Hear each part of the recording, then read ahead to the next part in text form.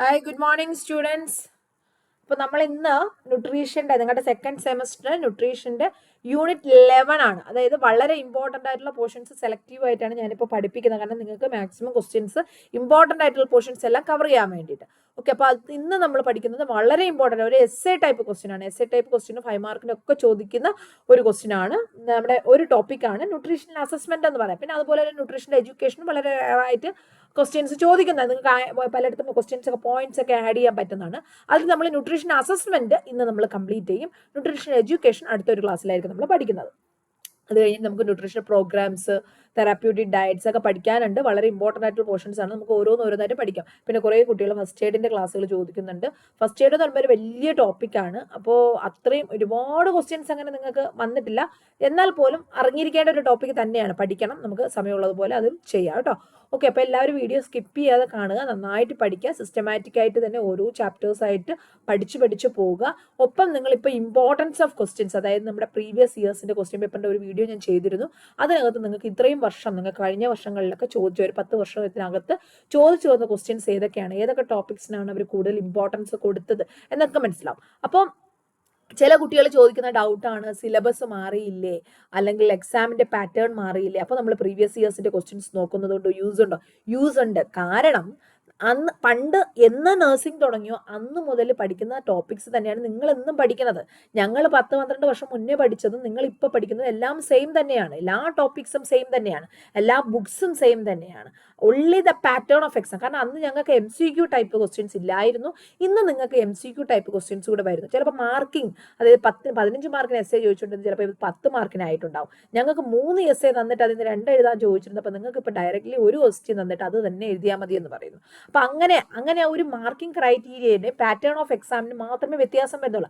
അല്ലാതെ പണ്ട് ഇതുവരെയുള്ള എല്ലാ വർഷവും ഓരോരുത്തരും പഠിച്ച അനാട്ടമിയും ഫിസിയോളജിയും അവർ പഠിച്ച ബയോകെമിസ്ട്രി ന്യൂട്രീഷനും സെയിം തന്നെയാണ് നിങ്ങളും പഠിക്കുന്നത്. അത് ഇനി എത്ര വർഷം കഴിഞ്ഞാലും അതിൽ വലിയ മാറ്റമൊന്നും വരാൻ പോകുന്നില്ല. ഇനി ഇതിൽ ഏതെങ്കിലും ടോപ്പിക്സ് എടുത്ത് മാറ്റിക്കഴിഞ്ഞാൽ അത് വേണ്ട, ഈ ചാപ്റ്റർ വേണ്ട, ആ ചാപ്റ്റർ വേണ്ട, അല്ലെങ്കിൽ ഒരു വേറൊരു ചാപ്റ്റർ ആഡ് ചെയ്യുക, അങ്ങനെ വന്നല്ലോ. ഓക്കെ, പക്ഷേ ആ ഒരു ചേഞ്ച് ഇതുവരെ നഴ്സിംഗ് സിലബസിൽ വന്നിട്ടില്ല. കഴിഞ്ഞ 10 വർഷമായിട്ട് ഉപയോഗിച്ചുകൊണ്ടിരുന്ന അതേ കണ്ടൻസ് തന്നെ, അതേ സിലബസ് ടോപ്പിക്സ് തന്നെയാണ് നിങ്ങൾ ഇപ്പോഴും പഠിക്കുന്നത്. ഓക്കെ, അപ്പം അതുകൊണ്ട് ഡെഫിനറ്റ്ലി നിങ്ങൾക്ക് പ്രീവിയസ് ഇയേഴ്സിന്റെ ക്വസ്റ്റ്യൻ പേപ്പേഴ്സ് എന്താ പറയുക, ഒരു റെഫറൻസ് യൂസ് ചെയ്യാവുന്നതാണ്. കാരണം അതിൽ കൂടുതലായിട്ട് ചോദിച്ച ക്വസ്റ്റ്യൻസിന് കൂടുതൽ ഇമ്പോർട്ടൻസ് കൊടുത്ത് പഠിക്കുക. ഓക്കെ, അപ്പോൾ അത് റിപ്പീറ്റഡ് ആയിട്ട് വരാൻ ചാൻസ് ഉള്ള ക്വസ്റ്റ്യൻസ് ആണ്. ഓക്കെ, അപ്പോൾ അത്രയും ഒരു കാര്യം മെയിനായിട്ട് ഓർക്കുക. വീഡിയോ ഇഷ്ടപ്പെട്ട് കഴിഞ്ഞാൽ ലൈക്ക് ചെയ്യുക, കൂട്ടുകാർക്കൊക്കെ ഷെയർ ചെയ്ത് കൊടുക്കുക. പിന്നെ അതുപോലെ നിങ്ങളുടെ കമൻസ്, സജഷൻസ് ഒക്കെ എഴുതണം, മറന്നു പോകരുത്. ഓക്കെ, പ്രീവിയസ് ഒരുപാട് ക്ലാസ്സുകളൊക്കെ നമ്മൾ ഓൾറെഡി ന്യൂട്രീഷൻ ബയോകെമിസ്ട്രി റീസെൻ്റ് ആയിട്ട് ഈ ഒരു മാസമായിട്ട് നമ്മൾ ഒരുപാട് ക്ലാസ്സുകൾ ഇതുപോലെ അപ്ലോഡ് ചെയ്തിട്ടുണ്ട്, biochemistry ന്യൂട്രീഷനുമായിട്ട്.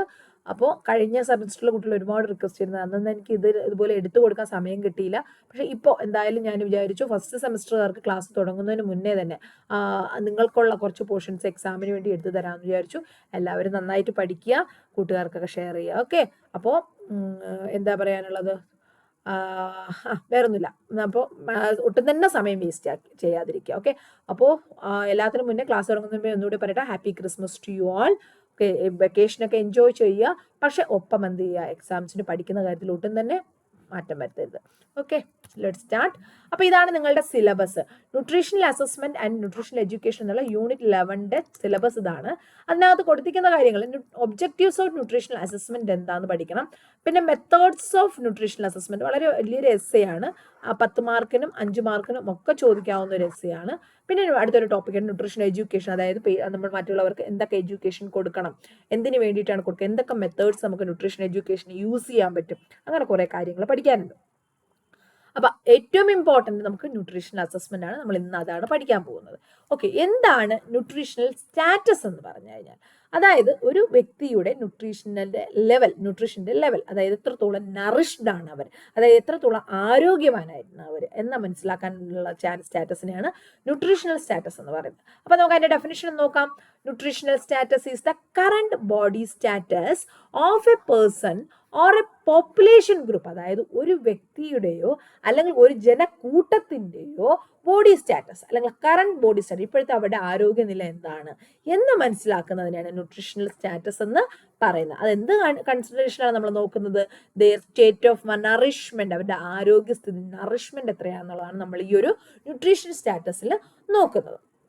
The consumption and utilization of nutrients, അവർ എത്രത്തോളം നറിഷ്ഡ് ആയിട്ടുള്ള ആഹാരങ്ങൾ കഴിക്കുന്നുണ്ട്. പിന്നെ എന്താണ്?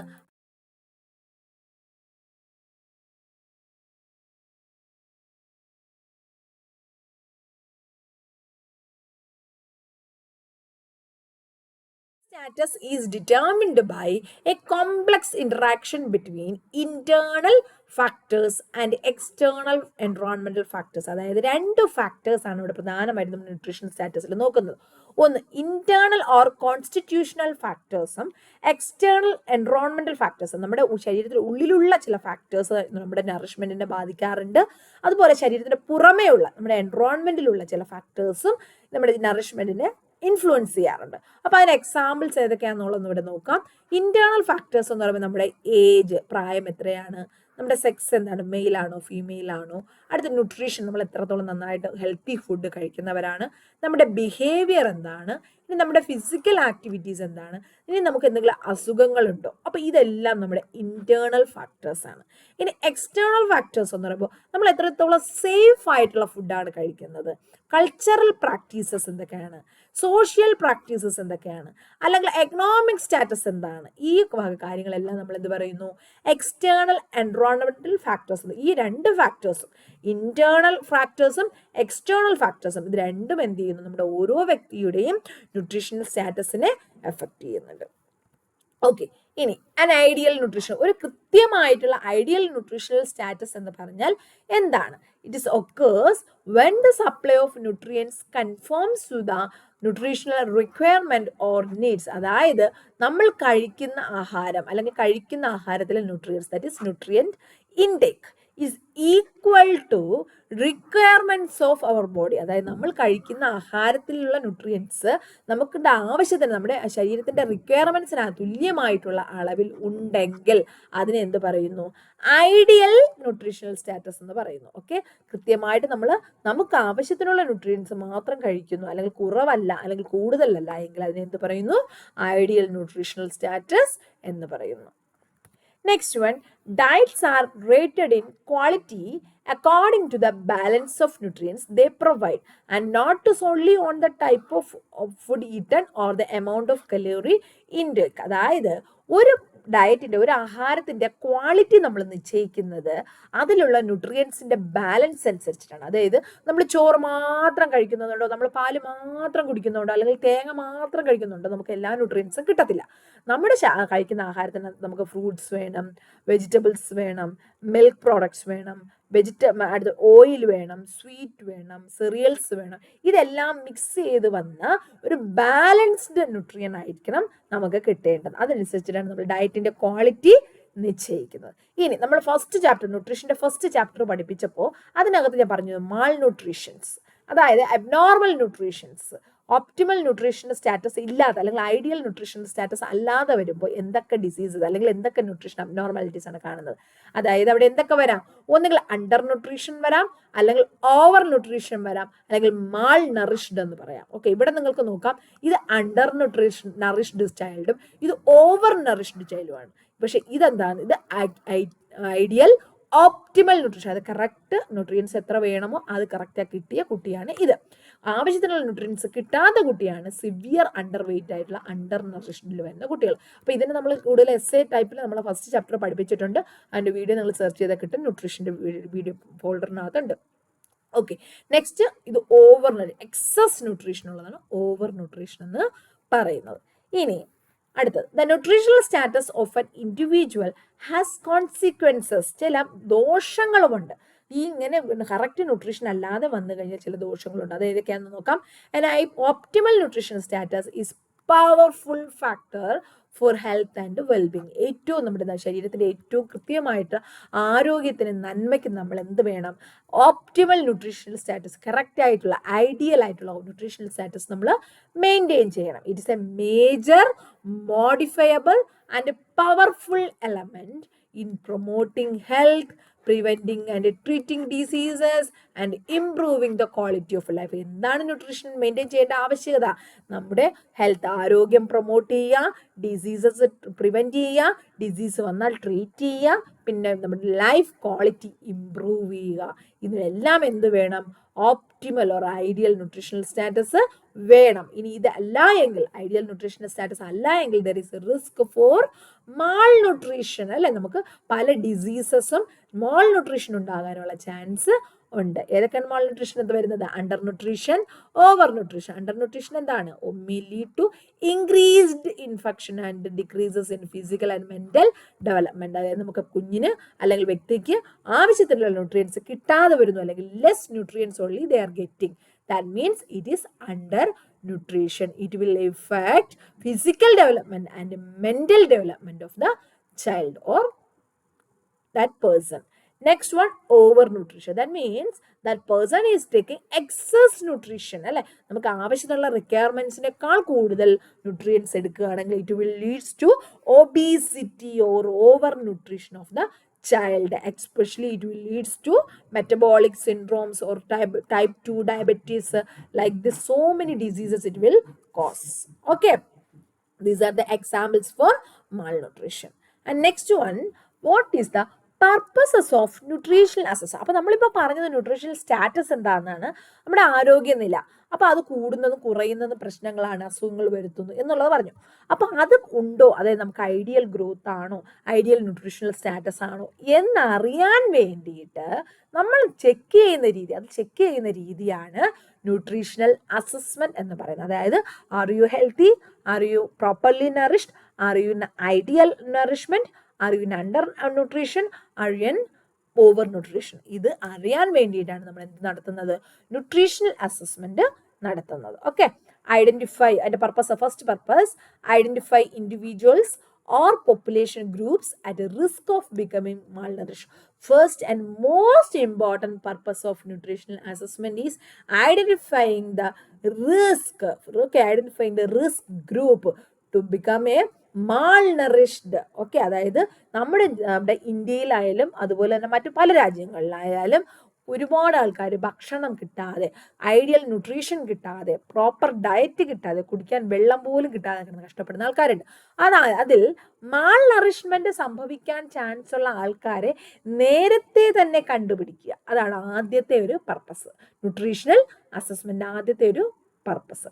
Next one, identify individuals or population groups who are malnourished. അതായത് റിസ്കിൽ ഉള്ളായിട്ടുള്ള ആൾക്കാരെ കണ്ടുപിടിക്കുക. പിന്നെ രണ്ടാമത്തെ പർപ്പസ് എന്താണ്? ഇപ്പം മാൾനറിഷ്ഡ് ആയിട്ടുള്ള ആൾക്കാരെ കണ്ടുപിടിക്കുക. പിന്നെ കണ്ടുപിടിച്ചിട്ട് അവർക്ക് എന്ത് ചെയ്യുക? ട്രീറ്റ്മെന്റ് കൊടുക്കുക. അല്ലെ, അതിന് വേണ്ടിയിട്ടുള്ള ഹെൽത്ത് കെയർ പ്രോഗ്രാംസ് കണ്ടക്ട് ചെയ്യുക. To develop health care programmes that meet the community needs which are defined by the assessment. Assessment അനുസരിച്ച് ഓരോ വ്യക്തിയും ഏതൊക്കെ രീതിയിലാണ് പെരുമാറാൻ, അല്ലെങ്കിൽ എന്തൊക്കെ ആഹാരങ്ങൾ കഴിക്കണം, എന്തൊക്കെ ആക്ടിവിറ്റീസ് ചെയ്യണം എന്നുള്ള കാര്യങ്ങൾ പഠിപ്പിക്കുന്ന ഒരു ഹെൽത്ത് കെയർ പ്രോഗ്രാംസ് ഡെവലപ്പ് ചെയ്യുക. അതിനൊക്കെ എന്ത് വേണം? ന്യൂട്രീഷണൽ അസസ്മെന്റ് നടത്തണം. പിന്നെ എന്ത് ചെയ്യുക? നമ്മൾ അതിനനുസരിച്ച് അത് ട്രീറ്റ് ചെയ്യാൻ വേണ്ടിയിട്ടുള്ള, അല്ലെങ്കിൽ ആ റിസ്കുകൾ അവോയ്ഡ് ചെയ്യാൻ വേണ്ടിയിട്ടുള്ള എഫക്റ്റീവ് ന്യൂട്രീഷൻ പ്രോഗ്രാംസും ഇന്റർവെൻഷനും നടപ്പിലാക്കുക. ഇതെല്ലാം എന്താണ്? പർപ്പസസ് ഓഫ് ന്യൂട്രീഷണൽ അസസ്മെന്റ് ആണ്. നെക്സ്റ്റ്, ഇനിയാണ് നമ്മൾ ടോപ്പിക്കിലോട്ട് പോകുന്നത്, മെത്തേഡ്സ് ഓഫ് ന്യൂട്രീഷണൽ അസസ്മെന്റ്. അതായത് നമ്മൾ സിലബസിൽ തന്നെ കണ്ടു, ഈ ന്യൂട്രീഷണൽ അസസ്മെന്റ് ഒരാൾ അഡിക്വേറ്റ്ലി നറിഷ്ഡ് ആണോ ഇല്ലയോ എന്ന് നോക്കാൻ വേണ്ടി നമുക്ക് പല മെത്തേഡ്സും ഉണ്ട്. അതാണ് നമ്മൾ അടുത്ത് പഠിക്കാൻ പോകുന്നത്, methods of nutritional assessment. First one, nutrition is assessed by two methods, mainly two methods. What are they? Direct method and indirect method. Direct method deal with the individual and measure objective criteria, while indirect methods use community indices that reflect the community nutritional status or needs. അതായത് രണ്ട് തരത്തിലുള്ള method ഉണ്ട്, direct മെത്തേഡും ഉണ്ട്, indirect മെത്തേഡും ഉണ്ട്. Direct method എന്ന് പറഞ്ഞാൽ എന്താണ്? നമ്മൾ പേഷ്യന്റിനെ വിളിക്കുന്നു, ആ ഒരു വ്യക്തിയുടെ ഹൈറ്റും വെയിറ്റും നോക്കുന്നു, പല മെഷർമെന്റ്സും നോക്കുന്നു. ഇത് ഡയറക്റ്റ് മെത്തേഡ്. ഈ ഇൻഡയറക്റ്റ് മെത്തേഡ് എന്ന് പറഞ്ഞാൽ ചില കമ്മ്യൂണിറ്റി പരമായ ചില ഇൻഡിസസ് ഒക്കെ ഉണ്ട്, അത് യൂസ് ചെയ്ത് പേഷ്യന്റിനെ അസസ് ചെയ്യുന്നു. അത് ഇൻഡയറക്റ്റ് മെത്തേഡ്. നമുക്ക് ആദ്യം ഡയറക്റ്റ് മെത്തേഡിലോട്ട് പോകാം. Direct method of nutritional assessment. It summarised as ABCD. പ്രധാനമായിട്ട് 4 മെത്തേഡുകളായിട്ടാണ് സമ്മറൈസ് ചെയ്തിരിക്കുന്നത്. ഏതൊക്കെയാണത്? anthropometric method, clinical method, dietary evaluation method, biochemical and laboratory method. These are the 4 methods, 4 direct methods for nutritional assessment. What are they? Anthropometric methods. Second one, clinical methods. Third one, dietary evaluation method. Fourth one, biochemical, and fifth one may be laboratory method. അല്ലെങ്കിൽ ഇത് രണ്ടും കൂടി ചേർത്തിട്ട് ഒരു fourth one എന്ന് പറഞ്ഞിട്ട് വേണമെങ്കിൽ പറയാം. അപ്പോൾ ഇത് ഓരോന്നുമാണ് നമ്മൾ അടുത്തിന് പഠിക്കാൻ പോകുന്നത്. Okay, indirect methods four nutritional assessment, ecological variables including agriculture crops production, economic factors, example household income, per capita income, population density, food availability and pressures. These are the factors, okay, just factors of nutrition and social habits, vital health statistics. ഇതെല്ലാം എന്ത് ചെയ്യണം, നമ്മൾ അവിടെ assess ചെയ്യണം. First നമ്മൾ assess ചെയ്യുന്ന സമയത്ത് patient ഏത് ചുറ്റുപാടിൽ നിന്ന് വരുന്നു, ഏതെല്ലാം ക്രോപ്സ് അവിടെ അവൈലബിൾ ആണ്, ഒരു വീട്ടിൽ നമുക്ക് അത്യാവശ്യം ന്യൂട്രീഷ്യസ് ഫുഡ് വാങ്ങിച്ചു കൊടുക്കാനുള്ള പൈസയുള്ള ഒരു വീടാണോ, കൾച്ചറൽ എന്താ ഹാബിറ്റ്സുകളുണ്ടോ, അതായത് നോൺ വെജ് കഴിക്കാത്തവർ, അല്ലെങ്കിൽ എന്താ പാല് കുടിക്കാത്തവർ, അങ്ങനെയൊക്കെ എന്തെങ്കിലും ഹാബിറ്റ്സ് ഉള്ളവരാണോ, ഫുഡ് അവൈലബിലിറ്റി എത്രയാണ്, ഫുഡിൻ്റെ പ്രൈസ് എത്രയാണ്, ഈ വക കാര്യങ്ങളെല്ലാം എന്ത് ചെയ്യുന്നു, അവിടെ നിന്ന് ഡേറ്റ കളക്ട് ചെയ്യുന്നു. അതിനുശേഷം അതാണ് എന്താന്ന് പറയുന്നത്, ഇങ്ങനെ കളക്ട് ചെയ്യുന്ന കാര്യങ്ങളാണ് ഇതെല്ലാം ഇൻഡയറക്റ്റ് മെത്തേഡാണ്. ഓക്കെ, ഇൻഡയറക്റ്റ് മെത്തേഡ് എന്ന് പറയുന്നത് നമുക്ക് കമ്മ്യൂണിറ്റി പരമായിട്ടുള്ള ഇൻഡീസസ് ആണ്. ഓക്കെ, അതായത് നമ്മുടെ എക്കോളജിക്കൽ ഫാക്ടേഴ്സ്, നമുക്ക് ഈ നമ്മുടെ ഒരു ഗ്രാമത്തിൽ അല്ലെങ്കിൽ ഇന്ത്യയിൽ അല്ലെങ്കിൽ കേരളത്തിൽ നമുക്ക് എന്തൊക്കെ ക്രോപ്സ് നമുക്ക് അവൈലബിൾ ആണ്, ഈ ഓരോ ആൾക്കാരും എന്താ പറയുക, ഓരോ ഗ്രാമവും ഫുഡ് അവൈലബിൾ ആണോ, അല്ലെങ്കിൽ പ്രൈസ് എങ്ങനെയാണ്, അവർക്ക് ആക്സസിബിൾ ആയിട്ടുള്ള ഒരു പ്രൈസിലാണോ, എത്രത്തോളം ആളുകളാണിത് സഫർ ചെയ്യുന്നത്, അങ്ങനെ ഹൗസ് ഹോൾഡ് ഇൻകം എന്താണ്, അവരുടെ കൾച്ചറൽ പ്രാക്ടീസസ് എന്താണ്, അവരുടെ സോഷ്യൽ ഹാബിറ്റ്സ് എന്തൊക്കെയാണ്, പിന്നെ അവരുടെ മോർബിഡിറ്റി റേറ്റ്, മോർട്ടാലിറ്റി റേറ്റ്, അല്ലെ, ഇതുപോലെയുള്ള കാര്യം, എത്ര കുട്ടികൾ ജനിക്കുന്നു, എത്ര പേര് ആരോഗ്യമായിട്ടിരിക്കുന്നു, എത്ര പേര് മരിക്കുന്നു, ഇങ്ങനെയുള്ള എല്ലാ കാര്യങ്ങളും നമ്മൾ സ്റ്റാറ്റിസ്റ്റിക്സ് എടുക്കുക. അത് indirect method of nutritional status ആണ്. നമുക്ക് വളരെ ഈ പ്രധാനമായിട്ട് പഠിക്കാനുള്ള ഡയറക്റ്റ് മെത്തേഡുകളാണ്. അത് നമുക്ക് വളരെ ഡീറ്റെയിൽ ആയിട്ട് പഠിക്കണം. നമ്മളെ പേഷ്യൻറ്റിനെ ആ ഒരു വ്യക്തിയെ നേരിട്ട് നമ്മൾ അസസ് ചെയ്യുന്നു. അതിൽ ഫസ്റ്റ് വണ്ണാണ് anthropometric method. Okay, first anthropometry എന്ന് പറഞ്ഞാൽ എന്താണ്? It's a measurement of the body height, weight and proportions. It's an essential component of clinical examination of infants, children and pregnant women. Okay, clear? Anthropometry means just we are measuring height, weight and proportions. Okay, height, weight and proportions. Example like infants, children, pregnant women, ഇവരുടെ എല്ലാം height പ്രോപ്പറായിട്ട് വരുന്നുണ്ടോ, അല്ലെങ്കിൽ wait പ്രോപ്പറായിട്ടുണ്ടോ, അല്ലെങ്കിൽ അവർ തമ്മിലുള്ള ratio കറക്റ്റാണോ, wait കറക്റ്റായിട്ട് increase ചെയ്യുന്നുണ്ടോ, ഇതെല്ലാം നമ്മൾ മെഷർ ചെയ്ത് നോക്കുന്നു. അത് നമുക്ക് മെഷർ ചെയ്യാൻ പല മെത്തേഡ്സുകളുണ്ട്. These measurements are compared to the reference data. നമുക്ക് ഒരു ഇന്ന വയസ്സിലുള്ള ആണുങ്ങളാണെങ്കിൽ ഇത്ര ഹൈറ്റ് ഉണ്ടാവണം, പെൺകുട്ടികളാണെങ്കിൽ ഇത്ര ഹൈറ്റ് ഉണ്ടാവണം, ഇത്ര വെയിറ്റ് ഉണ്ടാകണം എന്ന് പറഞ്ഞിട്ട് നമുക്ക് ഒരു പ്രീവിയസ് ഡേറ്റ ഉണ്ടാകും. നമ്മൾ പേഷ്യൻ്റെ ഡേറ്റാസ് കളക്ട് ചെയ്ത് അതുമായിട്ടൊന്ന് കമ്പയർ ചെയ്ത് നോക്കുക. Okay, although they indicate nutritional status in general, still they are not used in definition. എന്നാൽ പോലും നമ്മൾ ഹൈറ്റും വെയിറ്റും ഒക്കെ നമ്മൾ പ്രധാനമായിട്ട് നമ്മൾ ചെക്ക് ചെയ്യുന്നുണ്ടെങ്കിലും, പക്ഷെ അത് ഹൈറ്റ് കുറവായതുകൊണ്ട് അല്ലെങ്കിൽ വെയിറ്റ് കുറവായതുകൊണ്ട് നമുക്ക് പെട്ടെന്ന് ആ ഒരു വ്യക്തി ന്യൂട്രീഷണൽ ഡെഫിഷ്യൻസിയിലാണ് എന്ന് നമുക്ക് പലപ്പോഴും പറയാൻ പറ്റത്തില്ല. ഓക്കെ, തീരുമാനിക്കാൻ പറ്റത്തില്ല. ചിലപ്പോൾ അതിൽ വ്യത്യാസങ്ങൾ വരാറുണ്ട്. ഓക്കെ, അപ്പോൾ അത് ഇവിടെ എന്തൊക്കെ ടൈപ്പിലുള്ള ആന്ത്രോപോമെട്രിക് മെഷർമെന്റ് ആണുള്ളത് നോക്കാം. ഹൈറ്റും വെയിറ്റും മാത്രമല്ല മറ്റു ചില മെഷർമെന്റ്സും ഉണ്ട്.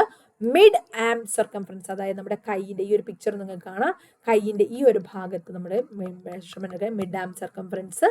സ്കിൻ ഫോൾഡിങ് തിക്നെസ് നോക്കുന്നു. നെക്സ്റ്റ് ഹെഡ് സർക്കംഫറൻസ് ഇവിടെ നോക്കുന്നു, head circumference. Chest ratio, chest circumference എടുത്തിട്ട് ഹെഡും ചെസ്റ്റും റേഷ്യോ നോക്കുന്നു. ഹിപ്പും വേസ്റ്റും ലെവലിൻ്റെ, ഹിപ്പിൻ്റെയും വേസ്റ്റിൻ്റെയും ലെവൽ റേഷ്യോ നോക്കുന്നു. ഇങ്ങനെയുള്ള മെഷർമെൻറ്റ്സ് എല്ലാം എടുത്ത് നോക്കണം. എന്തിനാണ്? ന്യൂട്രീഷൻ സ്റ്റാറ്റസ് ഓക്കെ ആണോ നോക്കാം. നമുക്ക് അതൊന്നും കുറച്ചുകൂടി ഡീറ്റെയിൽ ആയിട്ട് നോക്കാം. First one, height measurement. The subject stands erect and barefooted on the stadiometer with a mobile head space. ഇതാണ് നമ്മുടെ ഹൈറ്റ് നോക്കാനുള്ള മെഷീൻ. മെഷീൻ അല്ല, ഹൈറ്റ് നോക്കാനുള്ള മെഷീൻ അല്ലെങ്കിൽ സ്റ്റാഡിയോമീറ്റർ എന്നാണ് അതിനെ പറയുന്നത്. ഓക്കെ, അപ്പോൾ ആ പേര് ഓർത്തിരിക്കുക, സ്റ്റാഡിയോമീറ്ററിലാണ്. കറക്റ്റ് കാലുകൾ പാദങ്ങൾ രണ്ടും ചേർത്ത് വെച്ച് സ്ട്രെയിറ്റ് ആയിട്ട് ചേർന്ന് നിൽക്കുക to measure height. The headpiece is elevated, skull vault and the height is recorded on the nearest 0.5 centimetre, ഏറ്റവും കറക്റ്റ് ലെവലിൽ 0.5 സെൻറ്റിമീറ്ററിൻ്റെ ലെവലിൽ, ഒന്നുകിൽ 7.5, 7.3 അല്ലെങ്കിൽ 70.3, അങ്ങനെയല്ല, ഒരു 7 ഒന്നുകിൽ പൂർണ്ണസംഖ്യ അല്ലെങ്കിൽ 0.5 എന്നുള്ള നിലയിൽ കറക്റ്റായിട്ട് നമ്മൾ മെഷർ ചെയ്യുക. ഓക്കെ, ഇനി അടുത്തത് വെയിങ് മെഷീൻ. റെഗുലർലി ഇലക്ട്രോണിക് ആയിട്ടുള്ള ബാലൻസ് സ്കെയിൽ ഏതെങ്കിലും ഉപയോഗിച്ചിട്ട്, അല്ലെങ്കിൽ നമ്മുടെ പല ടൈപ്പിലുള്ള വെയിങ് മെഷീൻ ഉണ്ട്. ഏതാണെന്ന് വെച്ചാൽ അപ്രോപ്രിയേറ്റ് സിറ്റുവേഷൻ അനുസരിച്ച് വെയിങ് മെഷീൻ ഉപയോഗിച്ച് വെയിറ്റ് ചെക്ക് ചെയ്യുക. ലൈറ്റ് ക്ലോത്തിലായിരിക്കണം, ഷൂസ് പാടില്ല അല്ലെ പേഷ്യൻറ്റിന് വെയിറ്റ് ചെക്ക് ചെയ്യുമ്പോഴത്തേക്ക്. അതുപോലെ മൂവ് ചെയ്യാനും പാടില്ല. മൂവ് ചെയ്ത് കഴിഞ്ഞാൽ നമുക്ക് ചിലപ്പോൾ ചില വേരിയേഷൻസ് ഉണ്ടാകും. അത് ഏത് മെത്തേഡാണെന്ന് വെച്ച് കഴിഞ്ഞാൽ അതനുസരിച്ച് എന്ത് ചെയ്യുക, സ്പ്രിംഗ് സ്കെയിലോ ഇലക്ട്രോണിക് സ്കെയിലോ അല്ലെങ്കിൽ ബീം ഇൻഫൻറ്റ് സ്കെയിലോ ഏതാണെന്ന് വെച്ച് കഴിഞ്ഞാൽ അതുവഴി വെയിറ്റ് ചെക്ക് ചെയ്യുക. Okay, nutrition indices in adult കുഞ്ഞു കുട്ടികളാകുമ്പോൾ നമുക്ക് ഹൈറ്റും വെയിറ്റും നമുക്ക് കൃത്യമായിട്ട് നോക്കിയാൽ മതി. പക്ഷേ അഡൽട്ടിൽ ഈ ഹൈറ്റും വെയിറ്റും വെച്ചിട്ട് നമുക്ക് ഈ ഒരു ന്യൂട്രീഷണൽ സ്റ്റാറ്റസ് നമുക്ക് കമ്പയർ ചെയ്യാൻ പറ്റത്തില്ല. അവിടെ നമ്മൾ യൂസ് ചെയ്യുന്നതാണ് ബോഡി മാസ് ഇൻഡെക്സ് അല്ലെങ്കിൽ BMI എന്ന് പറയും. എൻ്റെ ഫുൾ ഫോം കൊടുത്തിരിക്കുക, പഠിച്ചു വെച്ചിരിക്കുക. Body mass index.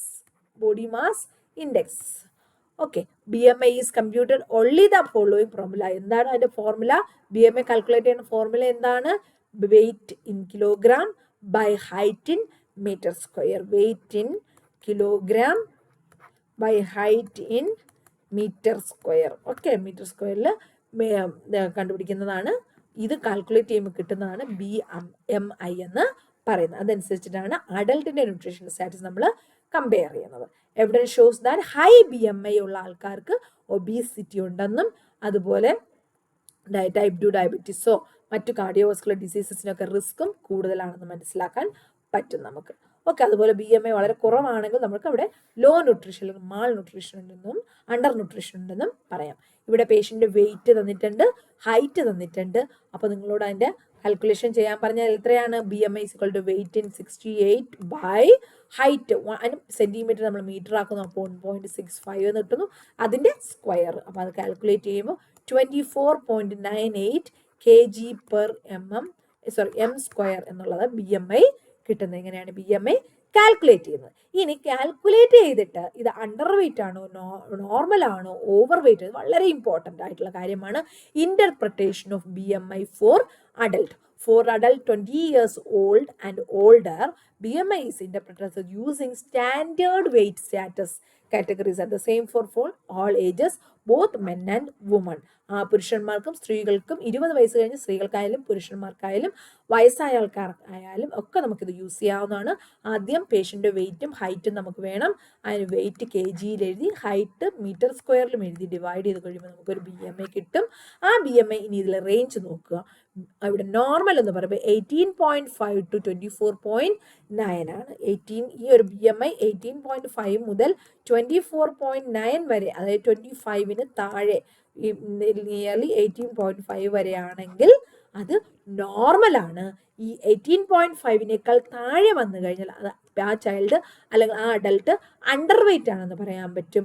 അടുത്ത് 25 to 30-ക്ക് താഴെ അല്ലെങ്കിൽ 30-ക്ക് താഴെ അല്ലെങ്കിൽ 25 മുതൽ 30 വരെ വന്നു കഴിഞ്ഞാൽ അത് ഓവർ ന്യൂട്രീഷൻ അല്ലെങ്കിൽ ഓവർ വെയിറ്റ് എന്ന് പറയുന്നു.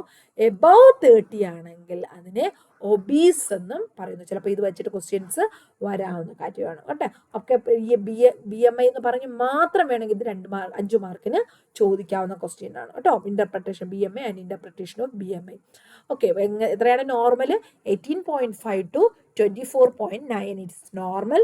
Below 18.5 is underweight. 25 to 29.9 is overweight. Above 30 it is obese. Okay, അത് കാണാൻ പഠിച്ചു വയ്ക്കാം. ഇനി നമ്മൾ BMI പഠിച്ചു. അത് കഴിഞ്ഞ് നമ്മൾ എന്താ പറഞ്ഞ വേസ്റ്റ് സർക്കംഫറൻസ് അല്ലേ? Waist circumference is measured at the level of umbilicus to the nearest point. അംബ്ലിക്കസിന്റെ തൊട്ട് മുകളിലായിട്ട് അംബ്ലിക്കസിന്റെ ലെവലിലാണ് നമ്മൾ എന്ത് ചെയ്യുന്നത്? ഇത് ചെക്ക് ചെയ്യുന്നത്. പേഷ്യന്റ് നേരെ നിൽക്കുന്നു, അബ്ഡോമിനൽ മസിൽസ് റിലാക്സ് ചെയ്ത് നിൽക്കുന്നു, കൈ 2 സൈഡിലാക്കി കാലുകൾ ചേർത്ത് വെച്ച് നിൽക്കുന്നതിന് ശേഷം നോർമൽ എക്സ്പിരേഷന്റെ സമയത്ത് എന്ത് ചെയ്യുന്നു? നമ്മൾ ഈ ഒരു മെഷർമെന്റ് എടുക്കുന്നു. അതാണ് വേസ്റ്റ് സർക്കംഫറൻസ് എന്ന് പറയുന്നത്. Mortality better than any other anthropometric measurement നോക്കാൻ വേണ്ടിയിട്ട് വേസ്റ്റ് നോക്കുന്നത്. മെയിൽസിലാണെങ്കിൽ ലെവൽ 1 ആണെങ്കിൽ മോർ ദാൻ 94 സെന്റിമീറ്ററും, ഫീമെയിലാണെങ്കിൽ മോർ ദാൻ 80 സെന്റിമീറ്ററും, ലെവൽ 2 ആണെങ്കിൽ മോർ ദാൻ 102 സെന്റിമീറ്ററും, ഫീമെയിലിന് മോർ ദാൻ 88 സെന്റിമീറ്റർ. ലെവൽ 1 എന്ന് പറഞ്ഞാൽ അതിന്റെ പ്രത്യേകത എന്താണ്? It's a maximum acceptable waist circumference irrespective of adult age and there should be no further weight gain. ഇതിനേക്കാൾ ഇതാണ് ഏറ്റവും കറക്റ്റ് ആയിട്ടുള്ളത്. അതിനേക്കാളും കൂടുതൽ വരാൻ പാടില്ല. ഇനി ലെവൽ 2 എന്ന് പറഞ്ഞാൽ പേഷ്യന്റ് അവിടെ ഒബീസ് ആണ്, കാർഡിയോവാസ്കുലർ പ്രോബ്ലംസ് ഉണ്ടാകാൻ ചാൻസ് ഉണ്ട്, ഡയബറ്റീസ് പ്രോബ്ലംസ് ഉണ്ടാകാൻ ചാൻസ് ഉണ്ട് എന്നുള്ളത് നമുക്ക് മനസ്സിലാക്കാനും പറ്റുന്നു. This is waist circumference. Next, hip circumference. It is measured at the point of greatest circumference around hip and buttocks. ഹിപ്പിനും ബട്ടക്സിനും ചുറ്റിയായിട്ട് നമ്മൾ മെഷർമെന്റ് നടത്തുന്നു. പേഷ്യന്റ് നിൽക്കുന്ന സമയത്ത് മെഷർമെന്റ് നടക്കുന്നു. ഓക്കെ, ഇതിനാണ് എന്ത് പറയുന്നത്? ഹിപ്പ് സർക്കംഫറൻസ് എന്ന് പറയുമ്പോൾ വേസ്റ്റും ഹിപ്പും രണ്ടും എടുത്ത് കമ്പയർ ചെയ്ത് നോക്കണം, എന്തെങ്കിലും മാൾ നറിഷ്മെന്റോ ഓവർ നറിഷ്മെന്റോ ഉണ്ടോ എന്നുള്ളത്. നെക്സ്റ്റ്, അവ തമ്മിലുള്ള റേഷ്യോ വളരെ ഇമ്പോർട്ടൻ്റ് ആണ്. വേസ്റ്റ് ഹിപ്പ് റേഷ്യോ, സർക്കംഫറൻസിന്റെ റേഷ്യോ എന്ന് പറയുന്നത് 0.80 കൂടുതലാണ് ഫീമെയിലിലും 0.95 കൂടുതലാണ് മെയിലിലും എന്ന് പറയുന്നത്. ഓക്കെ, അതും വളരെ ഇമ്പോർട്ടൻ്റ്. ഒരുപാട് ഡീറ്റെയിൽ ഇട്ടൊന്നും പോകണ്ട. അതിനേക്കാൾ കൂടി വരുമ്പോൾ എന്ത് ചെയ്യുന്നു? ഇവിടെ ഒബീസിറ്റി, ഡയബറ്റീസ്, കാർഡിയോവാസ്കുലർ ഡിസീസസ് പോലെയുള്ള ഡിസീസസ് ഉണ്ടാകാൻ ചാൻസ് ഉണ്ട്. Next one, body index for children and teenage. നമ്മൾ ഇതുവരെ പറഞ്ഞ അഡൾട്ടിൻ്റെതായിരുന്നു. ഇനി അടുത്തത് ടീനേജിനും ചിലപ്പോൾ നമ്മൾ ചില സാഹചര്യങ്ങൾ നമുക്ക് amount of body fat changes with age, amount of body fat differs from girls and boys, ഇതൊക്കെ കണ്ടുപിടിക്കാൻ ചിലപ്പോൾ ബോഡി മാസ് ഇൻഡെക്സ് നമുക്ക് സഹായിക്കുന്നു. ഓക്കെ, ഇത് തന്നെ ആ നോർമൽ ബോഡി BMI ഇൻഡെക്സിൽ 5% താഴെ ആയി കഴിഞ്ഞാൽ അണ്ടർ വെയ്റ്റ് എന്നും 5%നും 85% ഇടയിൽ, അല്ലെങ്കിൽ 5-ാമത്തേനും 85-നും ഇടയിലാണെങ്കിൽ തന്നെ ഹെൽത്തി വെയ്റ്റ് എന്നും, 85% to 95% ആണെങ്കിൽ റിസ്ക് ഫോർ ഓവർ വെയ്റ്റ് എന്നും, 95% കഴിഞ്ഞ പെർസെൻറ്റേജില്ല ഓവർ വെയ്റ്റ് എന്നും അറിയപ്പെടുന്നു. അതും കുട്ടികളിലും എന്ത് ചെയ്യുക? കാൽക്കുലേറ്റ് ആണ്, body mass index calculate use ചെയ്യാറുണ്ട്. നമുക്ക് അതിൻ്റെ ചാർട്ടാണ് ഇവിടെ കൊടുത്തിരിക്കുന്നത്. 5th മുതൽ 85ന്റെ റേഞ്ച് വരെയാണെങ്കിൽ ബോഡി മാസ് ഇൻഡെക്സ് ഈ ഒരു ഇതിൽ നോർമലാണ്. പക്ഷെ 85 കഴിയുമ്പോൾ അത് എന്ത് ചെയ്യുന്നു? ഓവർ വെയ്റ്റ് ആയിട്ട് വരാൻ ചാൻസ് ഉണ്ട്. ഓക്കെ, ഇനി അഡ്വാൻറ്റേജസ് ഓഫ്, എന്തൊക്കെയാണ് അഡ്വാൻറ്റേജസ് ഓഫ് ആന്ത്രോപോമെട്രി എന്ന് പറയുന്നത്?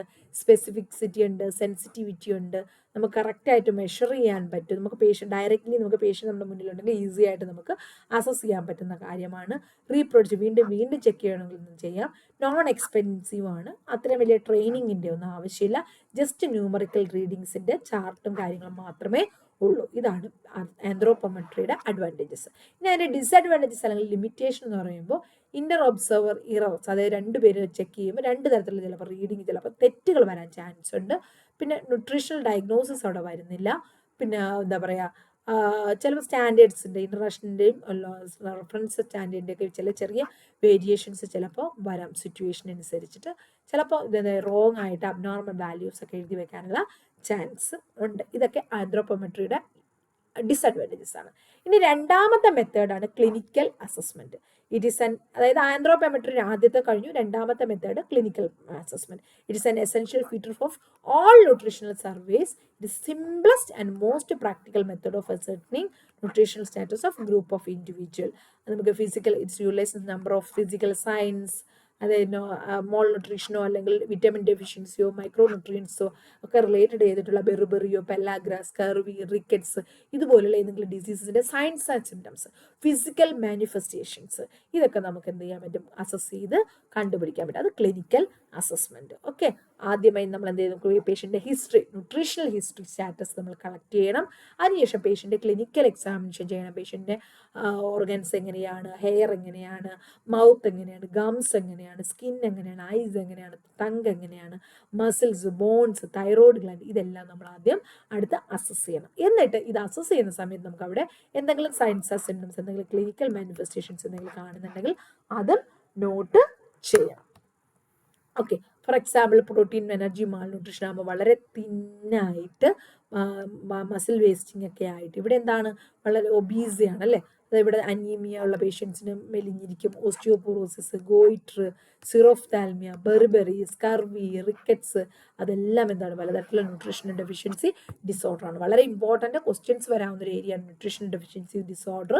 നമുക്കത് പഠിക്കാം. അടുത്ത് ന്യൂട്രീഷൻസ് കൂടി വരുമ്പോഴാണ് stroke, heart diseases, arterial diseases, cancer, obesity, diabetes mellitus, gall stones, dental caries, gout ഇതുപോലുള്ള ഡിസീസസ് ചിലപ്പോൾ ന്യൂട്രീഷൻ സ്റ്റാറ്റസ് കൂടിയിട്ടും ഈ ഡിസീസസ് വരാം. ഓക്കെ, വിറ്റാമിൻ ഡെഫിഷ്യൻസിയുടെ എക്സാമ്പിളാണ് സെറോഫ്താൽമിയ ആൻഡ് ബിറ്റോട്സ് ഫുഡ്. അതൊന്നും നിങ്ങൾ ഇവിടെ എക്സ്പ്ലെയിൻ ചെയ്യുന്ന കാര്യമില്ല, ന്യൂട്രീഷൻ ഡെഫിഷ്യൻസിയിലാണ് അത് അറിയേണ്ടത്. ഓക്കെ, നെക്സ്റ്റ് ബെർബറി, B1 അല്ലെങ്കിൽ തൈമൻ ഡെഫിഷ്യൻസി ഉള്ള പേഷ്യൻസിന് ബെർബറി എന്നുള്ള ഡിസീസ് വരുന്നു. B2 ഡെഫിഷ്യൻസി വരുമ്പോഴാണ് അറിബോഫ്ലാവിനോസിസ് എന്നുള്ള ഡിസീസ് വരുന്നത്. അതുപോലെ B3 അല്ലെങ്കിൽ നിയാസിൻ ഡെഫിഷ്യൻസി വരുമ്പോൾ എന്ത് വരുന്നു, പെലാഗ്ര എന്നുള്ള ഡിസീസ് ഉണ്ടാകുന്നു. അവിടെ എന്തൊക്കെ സിംറ്റംസ് ആണ്, ഡെർമറ്റൈറ്റിസ്, ഡയേറിയ, ഡിമെൻഷ്യ, ഡെത്ത്. ഈ 4D വളരെ ഇമ്പോർട്ടൻ്റ് ആണ് പെലാഗ്രയിൽ. നെക്സ്റ്റ് വിറ്റാമിൻ സി ഡെഫിഷ്യൻസി വരുമ്പോൾ സ്കർവി എന്നുള്ള ഡിസീസ് വിറ്റാമിൻ സി ഡെഫിഷ്യൻസിയിൽ വരുന്നു. വിറ്റാമിൻ ഡി ഡെഫിഷ്യൻസി വന്നിട്ട് എന്ത് ചെയ്യുന്നു, ഇവിടെ റിക്കറ്റ്സ് എന്നുള്ള ഡിസീസ് ഉണ്ടാകുന്നു. പിന്നെ അതുപോലെ അയഡിൻ ഡെഫിഷ്യൻസി വന്നാൽ ഗോയിറ്റർ എന്ന് പറയുന്ന ഡിസീസ് ഡെവലപ്പ് ചെയ്യാൻ ചാൻസ് ഉണ്ട്. കലോറിക് എനർജി അല്ലെങ്കിൽ പ്രോട്ടീൻ എനർജി കുറഞ്ഞിട്ട് നമുക്ക് പേഷ്യൻസിന് എന്ത് വരാം, protein energy malnutrition like kwashiorkor and marasmus, ഇത് രണ്ടും ഡെവലപ്പ് ചെയ്യാനുള്ള ചാൻസ് കൂടുതലാണ്. ഇതെല്ലാം പലതരത്തിലുള്ള ന്യൂട്രീഷണൽ ഡെഫിഷ്യൻസി ഡിസോർഡേഴ്സ് ആണ്. അപ്പോൾ നമ്മുടെ ക്ലിനിക്കൽ അസസ്മെന്റിലൂടെ ഈ സൈൻസ് ആ സിംറ്റംസ് മനസ്സിലാക്കി നമുക്ക് അറിയാൻ പറ്റും പേഷ്യൻ്റ് ന്യൂട്രീഷണൽ സ്റ്റാറ്റസ് എന്താണെന്നുള്ളത്. അഡ്വാൻറ്റേജസ് എന്തൊക്കെയാണ്, it is fast and easy to perform. Clinical assessment ഈ വളരെ ഫാസ്റ്റും ഈസിയുമാണ്, ഇൻഎക്സ്പെൻസീവ് ആണ്, നോൺ ഇൻവേസീവ് ആണ്. അതായത് പേഷ്യൻ്റെ ഉള്ളിലോട്ട്, ശരീരത്തിൻ്റെ ഉള്ളിലോട്ട് ഒന്നും ടെസ്റ്റ് ചെയ്യുന്നില്ല, നോൺ ഇൻവേസീവും ആണ്. ഓക്കെ, അതുപോലെ ലിമിറ്റേഷൻ, പക്ഷേ ഇത് ഒരിക്കലും ഏർലി കേസസ് ഡിറ്റക്ട് ചെയ്യത്തില്ല. അസുഖങ്ങൾ വന്ന് ക്ലിനിക്കൽ മാനിഫെസ്റ്റേഷൻ വന്നു കഴിയുമ്പോഴാണ് നമുക്കത് ഐഡൻറ്റിഫൈ ചെയ്യാൻ പറ്റുന്നത്. അസുഖങ്ങൾ വരുന്നതിന് മുന്നേ നമുക്കത് ഐഡൻറ്റിഫൈ ചെയ്യാൻ പറ്റില്ല, അതൊരു ഡിസഡ്വാൻറ്റേജ് ആണ്. ഇനി മൂന്നാമത്തെ അസസ്മെൻ്റ് ആണ് dietary assessment. Nutritional intake of human is assessed by 5 different methods. പ്രധാനമായിട്ട് 5 കാര്യങ്ങളാണ് നമ്മൾ അസസ് ചെയ്യുന്നത്. ഒന്ന്, 24 മണിക്കൂറിൽ ഒരു പേഷ്യൻറ്റിനുള്ളിൽ കഴിച്ച ആഹാരങ്ങൾ റീകോൾ ചെയ്യുന്നു. രണ്ടാമത് ഫുഡ് ഫ്രീക്വൻസി ക്വസ്റ്റ്യനെയർ, അതിനെക്കുറിച്ചുള്ള ക്വസ്റ്റ്യനെയർ നടത്തുന്നു. മൂന്നാമത്തത് ഡയറ്ററി ഹിസ്റ്ററി നമ്മൾ കളക്ട് ചെയ്യുന്നു. ഏർലി ലൈഫിൽ പണ്ടുള്ള ഡയറ്ററി ഹിസ്റ്ററിയെ കുറിച്ച് കളക്ട് ചെയ്യുന്നു. ഡയറി, ഒരു ഫുഡ് ഡയറി നമ്മൾ ടെക്നിക്ക് ഫോളോ ചെയ്യാൻ പറയുന്നു. പിന്നെ ഫുഡ് കൺസംഷൻ, നമ്മൾ എത്രത്തോളം ആഹാരങ്ങൾ അവർ കഴിക്കുന്നുണ്ട്, എങ്ങനെയാണ് കഴിക്കുന്നത്, എന്തൊക്കെ ഫുഡുകളാണ് അവർ ഉൾപ്പെടുത്തുന്നത് എന്നുള്ള കാര്യങ്ങൾ നമുക്ക് ഫുഡ് ഒബ്സർവ് ചെയ്യുകയും ചെയ്യാം. ഇതിലുള്ള 5 രീതികളിലൂടെ നമുക്ക് ഡയറ്ററി അസസ്മെന്റ് നടത്താൻ പറ്റും. ഓക്കെ, അതിൽ 24 hours റീകോൾ എന്ന് പറഞ്ഞാൽ അത് കൂടുതൽ പ്രത്യേകിച്ച് എക്സ്പ്ലെയിൻ ചെയ്യേണ്ട കാര്യമില്ല, നിങ്ങൾക്ക് അറിയാം. 24 മണിക്കൂറിൽ ഒരു വ്യക്തി കഴിച്ച ആഹാരങ്ങളെല്ലാം ജസ്റ്റ് ഒന്ന് റിവൈസ് ചെയ്യുക, അതാണ് 24 hours ഡയറ്റ് റീകോൾ.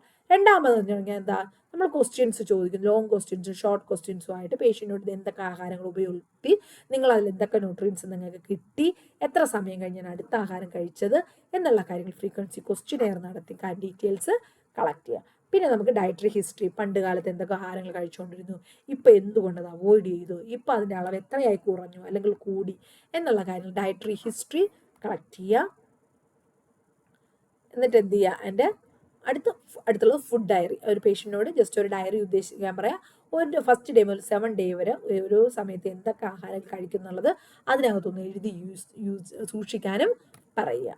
പിന്നെ അവർ കഴിക്കുന്ന ആഹാരം ഏതൊക്കെയാണ്, ക്ലീൻ ആണോ, സേഫ് ആണോ, കറക്റ്റ് ക്വാണ്ടിറ്റി കഴിക്കുന്നുണ്ടോ, കറക്റ്റ് ന്യൂട്രിയൻസ് കിട്ടുന്നുണ്ടോ എന്നുള്ളത് ഒബ്സർവ് ചെയ്യുക. ഇതെല്ലാം നമ്മുടെ ന്യൂട്രീഷണൽ അസസ്മെൻറ്റിനകത്ത് വരുന്ന മെത്തേഡ്സുകളാണ്. ഓക്കെ, ഇനി ഇൻ്റർപ്രിട്ടേഷൻ ഓഫ് ഡയറ്ററി ഡേറ്റ. നമുക്ക് എങ്ങനെയൊക്കെയാണ് ഡയറ്ററി ഡേറ്റ കിട്ടും, ക്വാളിറ്റേറ്റീവ് മെത്തേഡിലൂടെയും ക്വാണ്ടിറ്റേറ്റീവ് മെത്തേഡിലൂടെയും നമുക്ക് ഒരു വ്യക്തിയും കഴിക്കുന്ന ആഹാരത്തിൻ്റെ അളവ് നമുക്ക് കാൽക്കുലേറ്റ് ചെയ്യാൻ പറ്റും. ഇനി അടുത്ത മെത്തേഡാണ് ബയോകെമിസ്ട്രി അല്ലെങ്കിൽ എന്താ ലബോറട്ടറി അസസ്മെൻറ്റ്. അതിന് നമ്മൾ എന്താ ചെയ്യുക, നമ്മുടെ ന്യൂട്രീഷണൽ സ്റ്റാറ്റസ് അറിയാൻ വേണ്ടിയിട്ട്, നമ്മുടെ ഇലക്ട്രോലൈറ്റ്സിൻ്റെ ലെവൽ അറിയാൻ വേണ്ടിയിട്ട്, വിറ്റാമിൻസിൻ്റെ ലെവൽ അറിയാൻ വേണ്ടി, മിനറൽസിൻ്റെ ലെവൽ അറിയാൻ വേണ്ടിയിട്ട് ബ്ലഡ് കളക്ട് ചെയ്ത് എന്ത് ചെയ്യുന്നു, ടെസ്റ്റ് ചെയ്യുന്നു, ബയോകെമിക്കൽ ടെസ്റ്റ് ചെയ്യുന്നു. ഓക്കെ, അങ്ങനെ നമുക്ക് ലാബ് ടെസ്റ്റുകളിലൂടെയും നമ്മുടെ ബ്ലഡിലുള്ള ഓരോ ന്യൂട്രിയൻസ്, ഹീമോഗ്ലോബിന്, പിന്നെ മറ്റ് ടെസ്റ്റുകളും like urine test, stool test, diabetes mellitus എന്തെങ്കിലും ഉണ്ടോ, അങ്ങനെയുള്ള ഒരുപാട് ടെസ്റ്റുകൾ നമ്മൾ നടത്തി പേഷ്യൻ്റ് ന്യൂട്രീഷൻ സ്റ്റാറ്റസ് നമ്മൾ അറിയുന്നു. സ്പെസിഫിക് ആയിട്ടുള്ള ടെസ്റ്റുകൾ പറയുമ്പോൾ വിറ്റാമിൻസും മിനറൽസും നോക്കാനുള്ള ടെസ്റ്റുകളുണ്ട്. പിന്നെ അതുപോലെ യൂറിൻ ടെസ്റ്റുകളുണ്ട്, യൂറിൻ എക്സസ് ആയിട്ട് ഏതെങ്കിലും ന്യൂട്രിയൻസ് നമുക്ക് നഷ്ടപ്പെടുന്നുണ്ടോ എന്നറിയാൻ വേണ്ടി യൂറിൻ ടെസ്റ്റുകളുണ്ട്. പിന്നെ നമ്മുടെ complete nutritional assessment, body nutritional അസസ്മെൻറ്റും നടത്താറുണ്ട്. അതിൻ്റെ അഡ്വാൻറ്റേജസും ഡിസഡ്വാൻറ്റേജസും ഉണ്ട്. അഡ്വാൻറ്റേജിനകത്ത് പ്രിസൈസ് ആയിട്ടുള്ള, ആക്യുറേറ്റ് ആയിട്ടുള്ള, റീപ്രൊഡ്യൂസിബിൾ ആയിട്ടുള്ള റിസൾട്ട് നമുക്ക് കിട്ടും. പിന്നെ അത് വാലിഡേറ്റ് ചെയ്യാനും കമ്പയർ ചെയ്യാനൊക്കെ വളരെ ഈസിയും ആയിരിക്കും. ഇനി ഡിസഡ്വാൻറ്റേജ് എന്ന് പറയുമ്പോൾ അത് സമയമെടുക്കുന്നു. ബ്ലഡ് എടുത്ത് അല്ലെങ്കിൽ സ്റ്റൂൾ എടുത്ത് അതിൻ്റെ റിസൾട്ട് വരാൻ കുറച്ച് സമയം എടുക്കുന്നു. ചെറിയ പൈസ ചിലവും അവിടെ എക്സ്പെൻസീവും ആണ്. അതുപോലെ വലിയ വലിയ കാര്യങ്ങൾ മെഷർ ചെയ്യാൻ വേണ്ടി നമുക്ക് ഈ ഒരു മെത്തേഡ് ചിലപ്പോൾ ആക്സസ് ചെയ്യാൻ പറ്റിയെന്ന് വരത്തില്ല. ഓക്കെ, യൂസ്ഫുൾ ആകത്തില്ല. പക്ഷെ മോസ്റ്റ് ഓഫ് ദ ടൈം നമുക്കത് യൂസ്ഫുൾ ആകാറും ഉണ്ട്. ഓക്കെ, അപ്പോൾ ഇത്രയും കാര്യങ്ങളാണ് നമ്മുടെ ന്യൂട്രീഷണൽ അസസ്മെന്റിനകത്ത് വരുന്ന എസ് എന്ന് പറയുന്നത്.